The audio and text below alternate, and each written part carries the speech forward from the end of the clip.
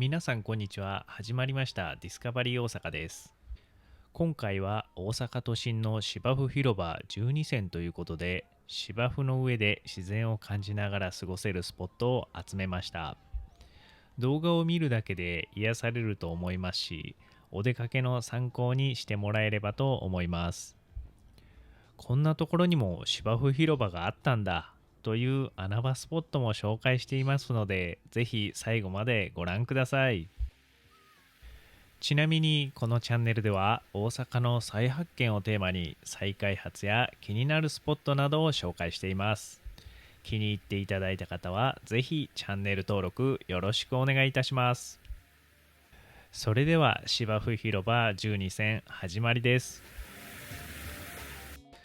まず最初にご紹介するのは大阪駅目の前のグラングリーン大阪サウスパークにある芝生広場です。こちらの芝生広場は昨年9月にオープンし、大阪駅の目の前ということで連日大盛況です。公園の広さは南北合わせて4.5ヘクタール、サッカーコート6個分超の広さがあり、南側のサウスパークには広大な芝生広場が設けられています。季節の良い時期は連日大にぎわいで、芝生広場には水盤も設けられていますので、水盤では子どもたちが楽しそうに遊んでいます。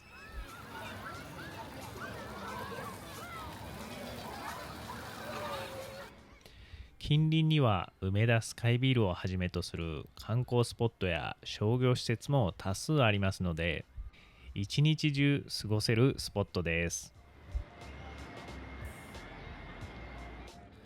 また芝生公園以外にもたくさんの木々が植えられており、都心にいながら緑を感じられる癒しスポットです。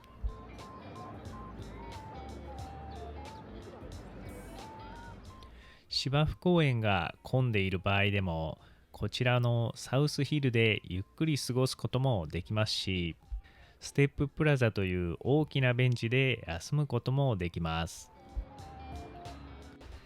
駅前の最高の癒し空間ですので、毎日でも訪れたくなるスポットです。次にご紹介しますのはグラングリーン大阪のノースパークです。グラングリーン大阪は南側と北側に分かれており、先ほどご紹介したのが南側で、北側にも芝生広場があります。グラングリーン大阪のノースパークには梅北の森という公園が2027年の春に完成予定で、現在の公園は一部のエリアのみとなります。そしてこちらが芝生広場です。まだ芝が生え揃っておらずまばらな感じですが、もう少しすると青々とした芝生広場になると思います。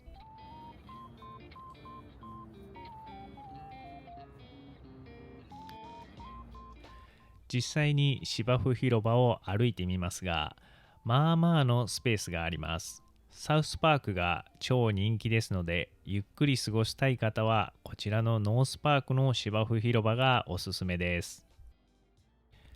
今は工事中ですが、梅北の森には森の中に滝ができ、川が流れる予定です。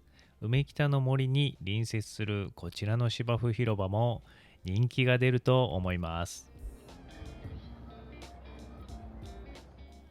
こちら1週間後の芝生広場ですが、1週間で一気に青さが増しましたね。芝生広場沿いにはカフェやレストランもあり、季節の良い時にはテイクアウトして芝生でゆっくりするのも良いでしょうし、店内で自然を見ながら食事を楽しむのも良さそうですね。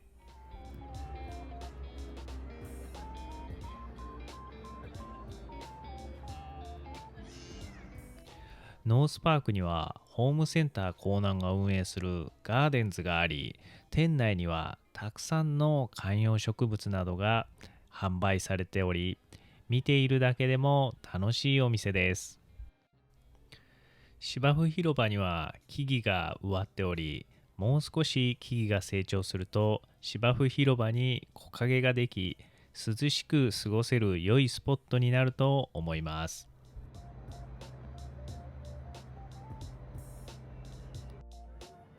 続いてご紹介するのは、同じく JR 大阪駅のルクアなどが入る大阪駅ビルノースゲートビルディング屋上にある風の広場です。こちらは屋上庭園となっており、天然芝ではなく人工芝ですが、たくさんのベンチやテーブルが設置されており、芝に座ってもいいですし、テーブル席でゆっくりお弁当などを食べることもできます。芝生広場には川が流れており、水景も見ることができます。撮影は午前中でスペースに余裕がありましたが、同じ階には映画館、1階下にはレストランフロアがあり、週末は多くの人で賑わっています。芝生広場の隣にはタリーズコーヒーやファミマもあり、とても便利です。また屋上庭園からは眺めもよく、梅田スカイビルやグラングリーン大阪も一望することができます。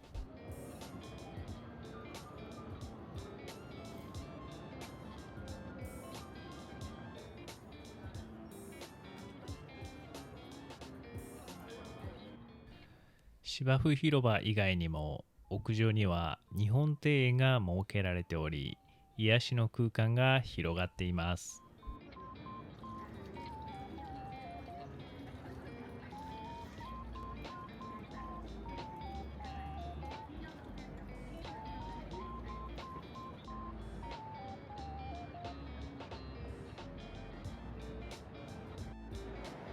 続いてご紹介するのは、こちらも大阪駅の時の広場にある芝生広場です。時の広場は大阪駅ホームの上にかかり、ノースゲートビルディングとサウスゲートビルディングを結ぶブリッジとなっている広場です。高さは駅の5階に位置しています。こちらの芝生広場は天然芝ではなく人工芝となっています。また常設ではなく、詳しい時期は定かではありませんが、春から秋頃にかけて設置されていると思われます。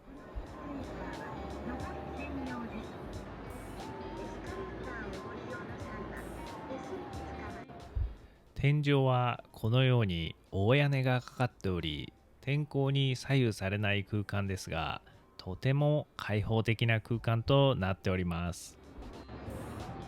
芝生広場もかなり広いですね。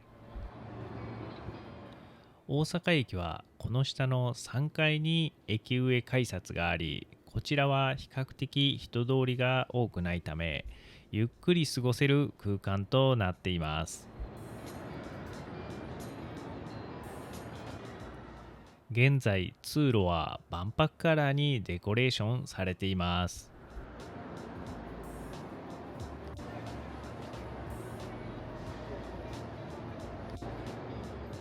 芝生広場の隣にはカフェもあります。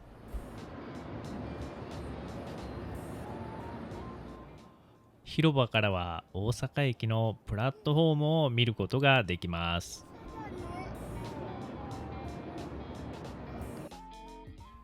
続いては今紹介させていただきました大阪駅から東に1キロほど行ったところにある扇町公園の芝生広場をご紹介させていただきます。扇町公園は大阪駅にほど近く、また堺筋線扇町駅直結という非常に好立地な場所にある公園です。公園の面積は 7.3 ヘクタールとサッカーコート10面分に相当し、大阪都心にありながら緑豊かな広大な敷地の公園です。公園には関西テレビも隣接しています。公園には遊具広場や屋内屋外プール、多目的広場など様々な施設があります。そして2024年にはリニューアルが行われ、カフェ、レストランや芝生広場、浸水空間が新たに加わり、より魅力的な公園になりました。こちらは新たに整備された芝生広場です。こちら天然芝ではなく人工芝なのですが、とてもふかふかで快適な空間です。前に来た時は小学生が本気でボール遊びをしていて、ゆっくりできるような感じではありませんでしたが、小さな子供も安全に楽しめるように配慮がされ、撮影時には赤ちゃんを連れたファミリーがゆっくり過ごされていました。3連チャンで人工芝の紹介となりましたが、次の場所以降はすべて天然芝です。芝生広場にはオープンテラスのあるレストランが併設されています。以前に扇町公園リニューアル時の動画を投稿しておりますので、気になる方はぜひ概要欄よりご覧ください。レストランボタニコですが、カフェ利用もできるみたいですね。店内もおしゃれで良い雰囲気ですので、公園内の自然を感じられるレストランとしておすすめです。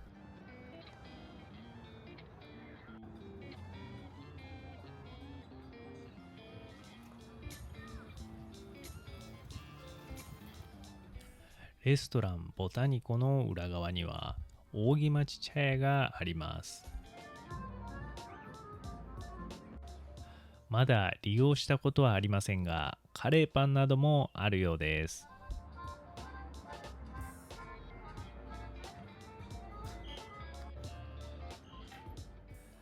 芝生広場から少し行くと、子供が水遊びできる空間が広がっています。撮影時には川に水が流れていませんでしたが、もう少しすると小川にも水が流れると思います。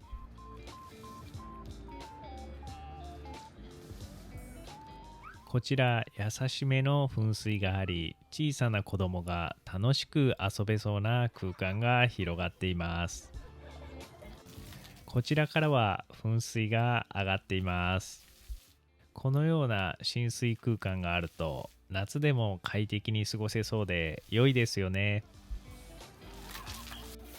葉桜になっていますが、桜の季節は桜も綺麗そうですね。公園の中央部には多目的広場があり、周りを取り囲むように多くの木々が植えられています。公園の周りを少し歩いてみます。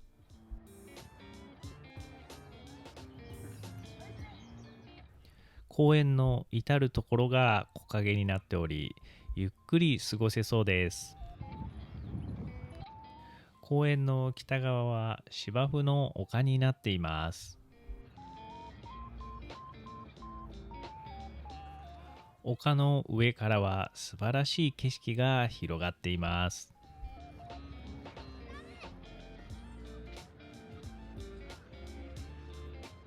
こちらには子供たちが楽しく遊べる遊具があります。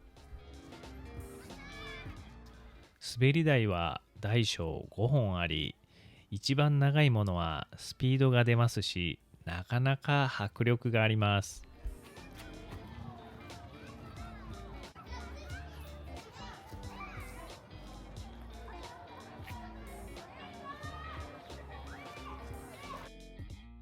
続いてご紹介するのは、大阪駅より東に約2キロ行きました OAP にある芝生広場です。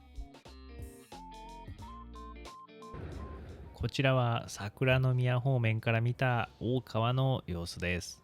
OAP は大阪アメニティパークの略称です。OAP は三菱金属大阪製錬所跡地の再開発地で、2000年頃に全面開業しております。ウォーターフロントという好立地にあり、帝国ホテルや高さ176メートルの OAP タワー、2棟のタワーマンションなどがあります。桜の時期には一面桜が咲き誇り、素晴らしい光景が広がっています。こちらは帝国ホテルです。川沿いは公園となっており、桜の季節には花見客で大にぎわいです。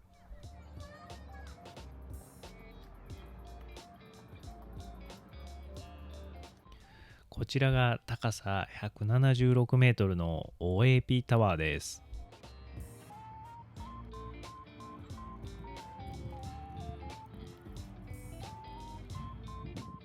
左からタワーレジデンス OAP タワー帝国ホテルです。こちらにはイベントができるような場所があります。花見の時期には大道芸などが行われています。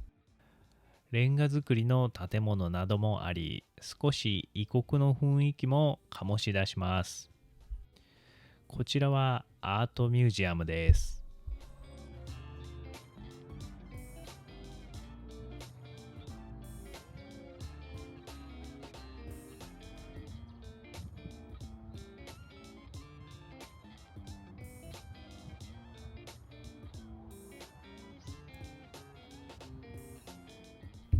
それでは芝生広場に向かいます。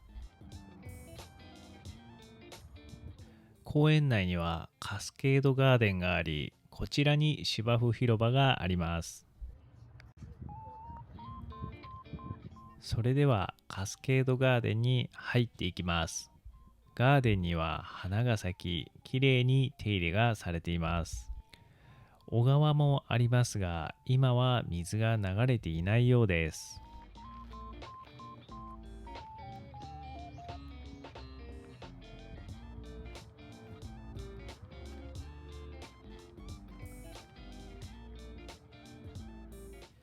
この先に芝生広場があります。こちらが芝生広場です。丁寧に手入れがされていますね。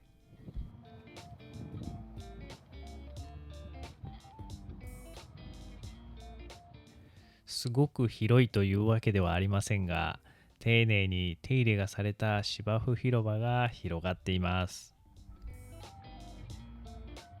昨年お花見の時期に来た時は芝生広場でゆっくり過ごすことができたのですが、今は開放されていませんでした。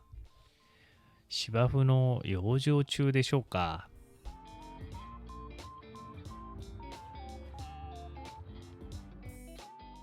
ガーデンには藤棚もあり、藤の花がきれいに咲いていました。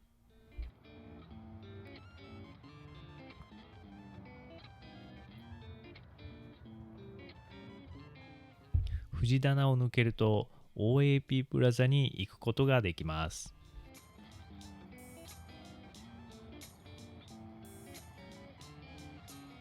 こちら OAP プラザ前です。ファミマもあり便利ですね。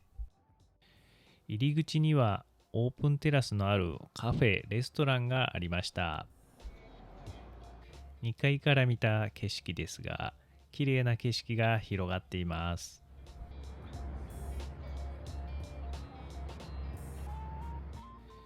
カフェレストランにはセットメニューがあり、1000円以下でコーヒー付きで食事ができそうでした。なかなかいいですね。OAP プラザの中はこんな感じです。高級感のある作りです。こちら OAP タワー2階のロビーに来ました。2階のロビーには上島コーヒーがあり、眺めが良さそうでしたので、ここで食事をとることにしました。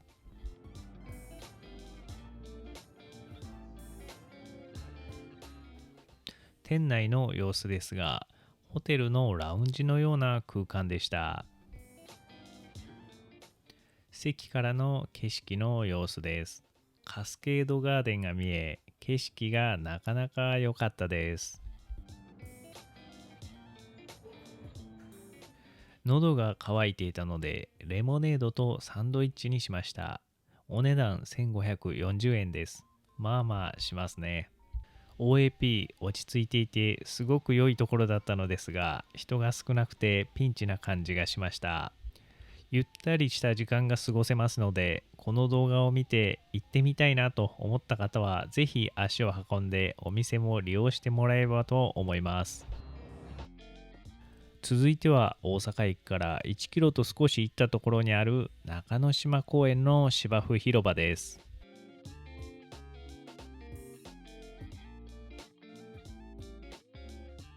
中之島は大阪の中心地にあり、東西3キロにわたる中州です。中之島はビジネスの中心エリアでありながら文化・芸術の拠点としても発展しており、大阪を代表するエリアです。その大阪都心に位置する芝生広場が中之島公園内にあります。中之島公園は約10ヘクタール、サッカーコート約14面の広さがあり、大変大規模な公園となっています。公園内には美術館、図書館、バラ園、芝生公園、中央公会堂などがあります。こちらは実際の芝生広場の様子です。都会の喧騒を忘れさせてくれる素晴らしい広場が広がります。芝生広場は中之島公園の東側に位置しており、最寄り駅は大阪メトロ北浜駅、京阪北浜駅から徒歩6分の距離にあります。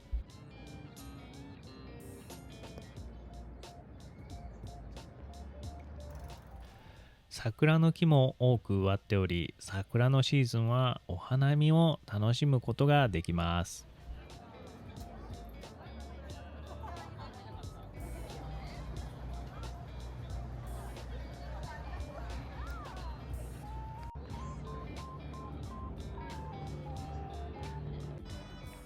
芝生広場の周りには大きな木々が植わっていますので、木陰ができ、涼しく過ごすこともできます。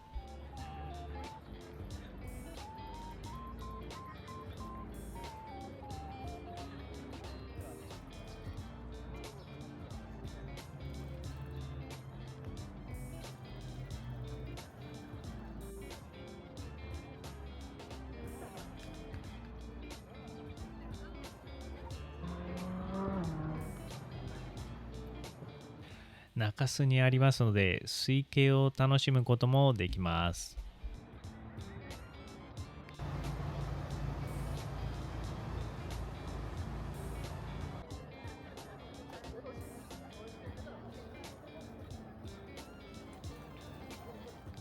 芝生広場の隣にはバラ園があり、5月や10月にはたくさんのバラを見ることができます。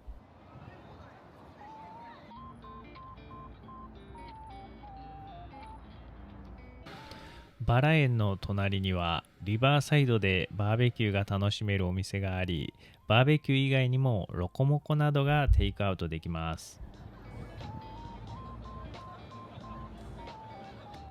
バラ園からさらに西に行くとリバーサイドのイタリアンレストランなどもあります。撮影当日は公園内でイベントが行われており、たくさんの人で賑わっていました。こちらは中之島中央公会堂です。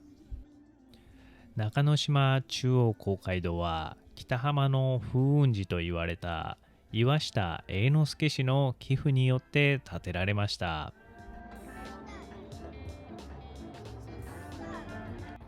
こちらは世界的に有名な建築家安藤忠雄氏が設計し、安藤忠雄氏の寄付により建築された子どもの本の森中之島です。こちらは新しく書庫棟が建設された大阪府立中之島図書館です。続いて紹介するのは大阪市西区にあるうつぼ公園です。うつぼ公園は東西に広がる広さ約10ヘクタール、サッカーコート約14個分の広さがある広大な公園です。場所は大阪市西区うつぼ本町にあり、大阪を代表する繁華街梅田と難波のちょうど中間地点にあり、都会のど真ん中にある公園です。公園は3本の大通り、四ツ橋筋、浪速筋、阿弥陀池筋に渡ります。地下鉄四ツ橋線本町駅徒歩5分の距離にあり、非常に便利な場所に位置しています。最寄り駅の本町エリアはオフィスが集積し、また公園周辺の環境の良さからも住宅地やおしゃれなカフェ、レストランなども多いです。芝生広場の真ん中には小川が流れており、緑と浸水空間が設けられています。都会のオアシスという名がふさわしい素晴らしい公園です。川辺でリラックスしながらゆっくりした時間が過ごせます。環境の良さから周りにはタワーマンションなども多く建っています。芝生広場の隣にはバラ園も設けられており、バラの季節にはバラの花を楽しむこともできます。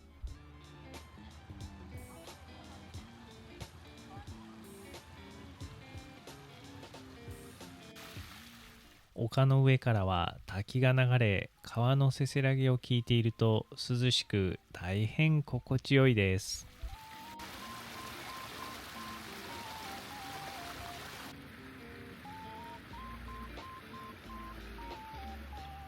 芝生エリアの周りは大きな木々に囲まれており、木陰に入ると涼しくて心地よいです。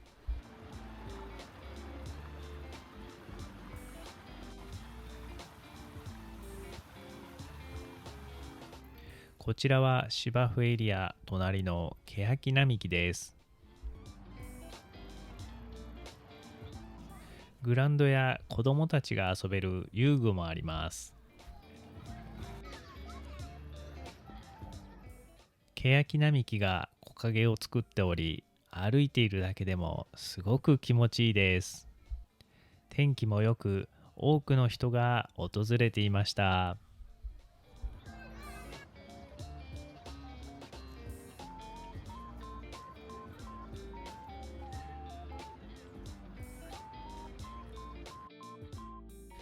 続いてご紹介するのは、大阪駅から南東へ約3.5キロにあるなにわの宮跡公園です。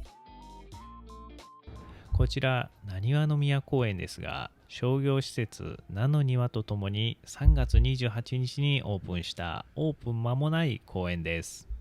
商業施設なの庭にはカフェやレストランなど13店舗が入っています。このような商業施設には初出店の店舗も多く、バラエティ豊かなカフェ、レストランがあります。オープン時の様子を別の動画にまとめていますので、ぜひ概要欄からご覧ください。なかなかの盛況ぶりで、多くのお店にテラス席も設けられており、季節の良い時期は最高だと思います。ここは大阪メトロ谷町4丁目から徒歩1分という好立地な場所にあります。そしてこちら芝生広場の様子です。見ての通り広大な芝生広場が広がっています。こちらは芝生広場の中にあるなにわの宮の意向表示です。代理正殿の意向表示が設けられています。意向表示には登ることもでき、景色が眺められます。幹線道路を挟んだ南側にもなにわの宮公園が広がっています。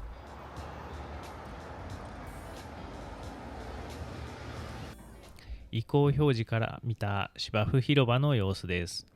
もう少しすると青々としてくると思います。本当に広い芝生広場が設けられました。ただ、日陰となる場所がないのが難点ですね。日陰で涼めるスポットと水盤などが設けられれば人気が出そうですね。芝生広場の中には赤と黒の歩道が設けられており、なにわの宮の宮殿の回廊が歩道で示されています。道を挟んで西側には大阪歴史博物館もあり、この界隈一帯で歴史が学べる場所となっています。駐輪場があるのに芝生に自転車が駐輪されていました。芝生にも良くないですし、こんなところに止めるのはやめてほしいですね。この看板がさらに増えそうですね。続いてご紹介するのは、先ほどの難波宮からほど近くにある大阪城公園内にある西の丸庭園です。大阪城に訪れる観光客は本当に多く、2023年から全国のお城入場者ランキングで1位となっています。特にインバウンドの観光客に大人気です。西の丸庭園は大手門を入り、少し行ったところにあります。こちらが西の丸庭園入り口です。西の丸庭園は入園料が200円必要です。こちらが西の丸庭園です。中に入ると先ほどの観光客でごった返していた場所とは打って変わって、小鳥のさえずりが聞こえてくるほど緑に包まれた癒しの空間が広がっています。まさに都会の喧騒を忘れさせてくれる最高の空間です。西の丸庭園に入った瞬間に時間がゆっくり流れるような感覚となります。少しだけ桜が残っていますが、桜の時期も桜が満開となり、素晴らしい空間が広がっています。そして何といっても、ここの芝生広場からしか見られない大阪城を目の前にした最高の景色が広がります。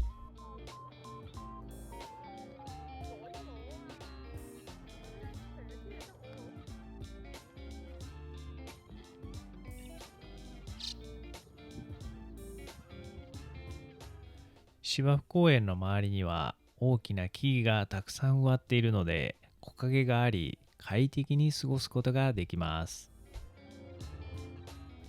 撮影当日は4月にしては気温が高く暑いくらいでしたが、この西の丸庭園にはそよ風が吹いており、気持ちよかったです。西の丸庭園の広さは約 6.5 ヘクタールとサッカーコート約9面分の広さがあり、広大な空間が広がっています。かつてここには豊臣秀吉の正室北の政所が住んでいたと言われています。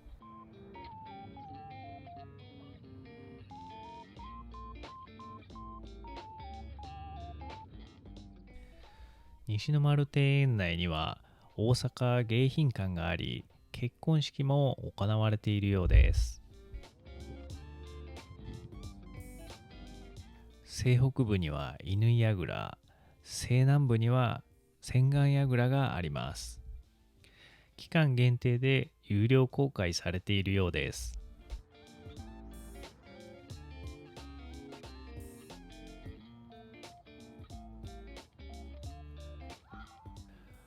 大阪城西の丸庭園は芝生広場でゆっくり過ごしたい方にはおすすめのスポットです。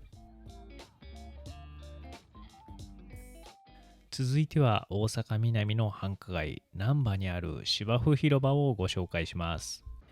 難波の芝生広場はご存じない方も多いのではないでしょうか。私は地理的に難波より梅田を利用することが多く、ここの芝生広場を知ったのは数年前です。芝生広場は JR 難波駅のあるオーキャットの屋上にあります。エレベーターを上り、屋上に行くと屋上ガーデンが広がっています。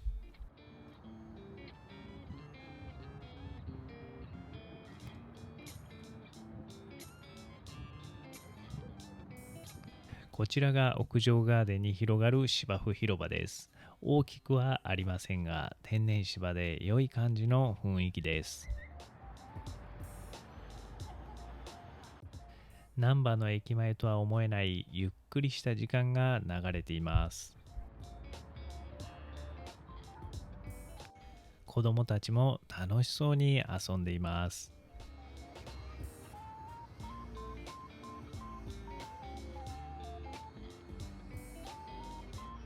芝生広場の隣には会員向けの家庭菜園が行われる場所があります。屋上ガーデンは芝生広場以外にも多くの木々が植わっており、緑の小道なんかも設けられています。クラシカルなガーデンになっており、小道を散歩するのも楽しいです。迷路みたいで子供も楽しいかもしれませんね。屋上の敷地は1000坪とサッカーコートの約半分弱のスペースで、それこまで広いわけではありませんが、いろいろと工夫がされており、駅前ということを考えると十分なスペースが設けられています。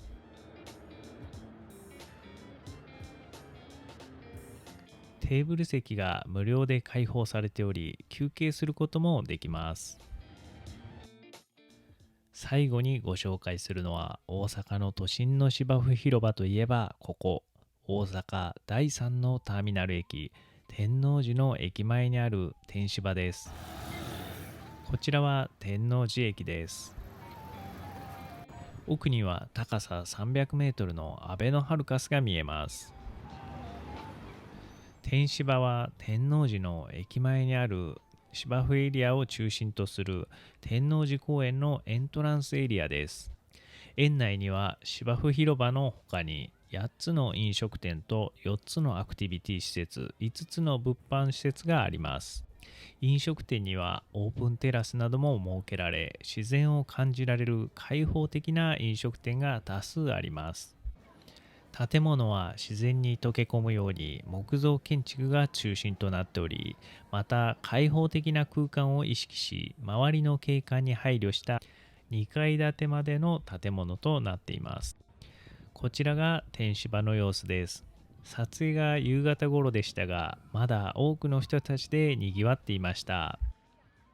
天芝エリアに約7000平方メートルサッカーコート1面分の芝生広場が広がっています。芝生広場からはアベノハルカスがよく見えます。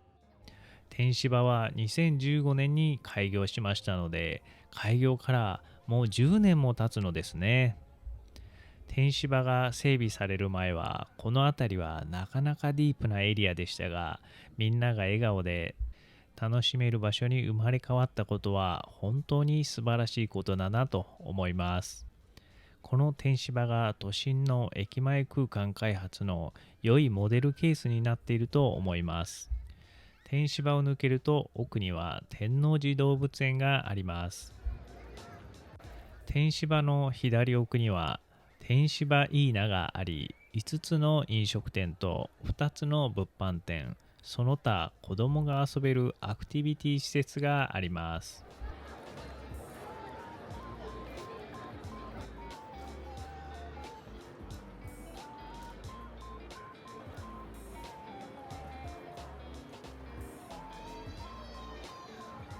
芝生広場では駅前とは思えないゆっくりとした時間が流れ、皆さん思い思いの時間を過ごされていますね。芝生広場の隣にはフットサルコートも併設しています。芝生はふかふかです。最後まで見てくださりありがとうございました。本日の動画はこの辺りでお別れとなります。もしこの動画がいいなと思っていただけましたら、高評価、チャンネル登録よろしくお願いいたします。それでは次の動画でお会いいたしましょう。